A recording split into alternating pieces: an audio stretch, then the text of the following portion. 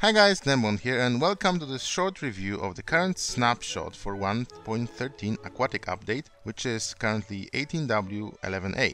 I typically try to stay away from the snapshot bandwagon that everybody tends to jump on just to be YouTube first, or first to invent, in quotes, something that is blatantly obvious. But I have been asked many times about the Aquatic update and its impact on the Guardian farms, which I seem to have plenty of on my channel. So now, as it seems that the 1.14 at this point is pretty much feature complete, at least in the matter of mobs and all the important stuff, I thought I would answer some of the cries. And I can use this occasion to share my YouTube first, infinitely automatic and ultimately AFK-able 1.13 mod. The changes to Guardian farms in 1.13 are inevitable, that's no doubt, and nobody should be afraid or angry about it. Previously we had only guardians and squids to spawn in the oceans, no vegetation, no structures apart from the ocean monuments, which are kinda isolated from anything else, which made it the ideal place to build a farm. Thankfully, this doesn't change much in 1.13, actually 1.12 was a bigger change in the mobs in the water mechanics or their AI than current state of 1.13. That's why we had to switch from non-solid blocks to redstone blocks, or equivalents in the guardian farms. The issue I had with 1.13 is that current ocean monument structures from 1.12 are not recognized by 1.13 code. It's a serious bug and should be addressed before 1.13 releases, so if you open an existing farm in 1.13, it simply won't work. That's why I was kinda forced to build a brand new farm in Creative in a freshly generated 1.13 world real quick. One of the biggest pains in the neck I have with working with vanilla to sketch something quickly in Creative are fill and clone limitations. Anytime you want to apply some block operations to the large area, it tells you it can only deal with 32,000 blocks at once, which is really not too much. Entire monument area is about 100,000 blocks, and that's not even speaking about the operations on the perimeter around it, which is a couple million blocks. So what I did to help me sketching this farm real quick possible, I modded the game and removed these limits in the server I'm currently running on. I'll attach the patch files in the description along with the links how to apply them to 18W11A server, which is the same process you would do with any jar patch to any other server like a carpet mod. We'll be considering two scenarios in our tests. First is the minimum required perimeter from 1.12, so all the water gone from the monument area, all the caves lit up. I just replaced all the air and cave air below the ocean level with sea lanterns, and all the land gone above the sea level as well. All of this I did with just a few fill commands thanks to the removed fill and clone size limitations. Second scenario will be a traditional dry perimeter which has its challenges as well. But first a quick look at the new drowners, or drown, it sounds really weird. How else you would pluralize them? Drown-eye?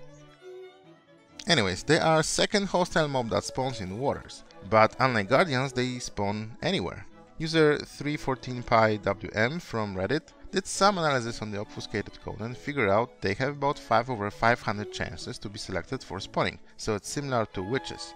The only difference is they don't seem to spawn in packs, so in general they are 400 times rarer to spawn their guardians. So despite us leaving all the spawning spaces around us for them to spawn, this here guardian farm, which uses minimum required number of spawning spaces to fill up the mob cap with guardians, it's not totally overpowered by the drowners around us. So if you have one of these in your world and you upgrade to 1.13 when it's actually fixed, the farm will still work. It's just not at its full potential, but decently enough to be used for some basic and even more than basic mending and enchanting needs.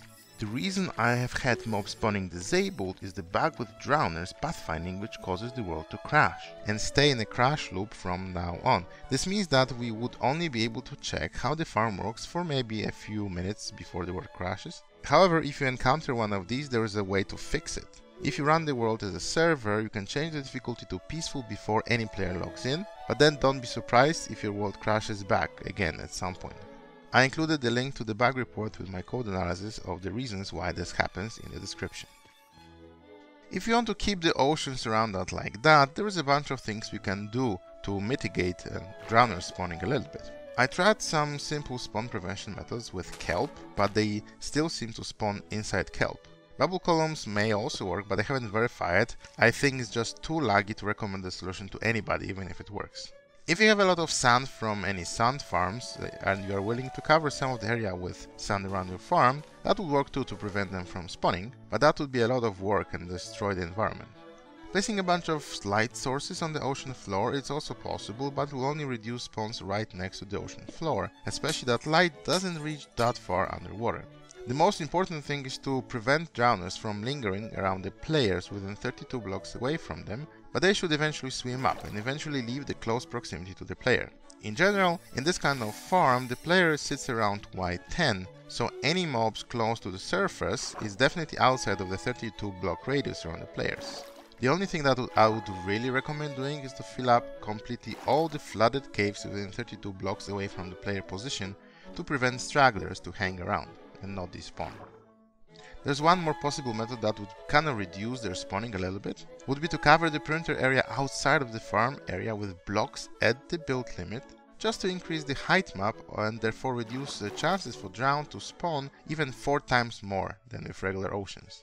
And you would need only about 3 double chests of blocks to cover most of the area, so it's manageable. Now the fun part. The obvious solution to deal with the drowners is to remove all the water or all the land around the farm. Here I did it with a bunch of fill commands, but in real world you would need to run some flying machines over and to squish down all the water, so it's a complex process but still doable. That would eliminate the drowned issues completely, but introduces a new one. Now we have created perfect spawning conditions for small fish to spawn, since they are not bound by any mob cap, they spawn with squids and belong to the passive mob category. They don't make the farm as effective. On the contrary, you will get some extra stuff from them, but seriously, the sheer number of them is a significant issue. Performance of these 113 snapshots leave much to be desired, but it's maybe because we all got used to Optifine level of performance, and that's why. In general, we can all see spawns are as expected. We can prevent small fish to spawn if we make a small squid farm and keep at least 5 squids close to us, but that would make the entire setup much more complex than a simple XP farm as it was designed in the first place. The squid farm would have to be not in the ocean biome but somewhere else not to spawn small fishes, and then you would need to transport them over here. The fact is, if you would kill those squids, instantly the number of entities will raise to a couple hundreds with this setup and the game would crash almost right away. Honestly, it's just one hot mess with fish spawning. This definitely needs addressing. Just use the mob cap for ambient creatures, increase it to like 100 or I don't know 150, and maybe decrease the chances of bass to spawning like 100 times in general. Or like with the passive mobs, spawn ambient mobs every 20 seconds, not every tick, for performance reasons.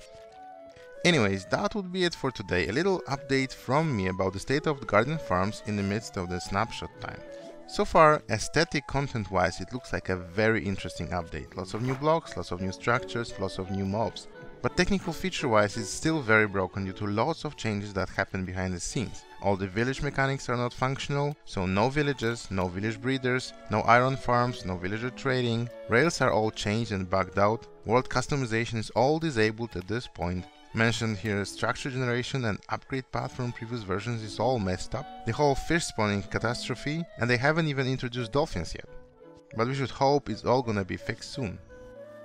That's it for today. If you enjoyed the video, don't forget to leave me a like. If you want to add something, leave me a comment in the comment section below. Subscribe if you're new, and see you in the next one. Bye bye!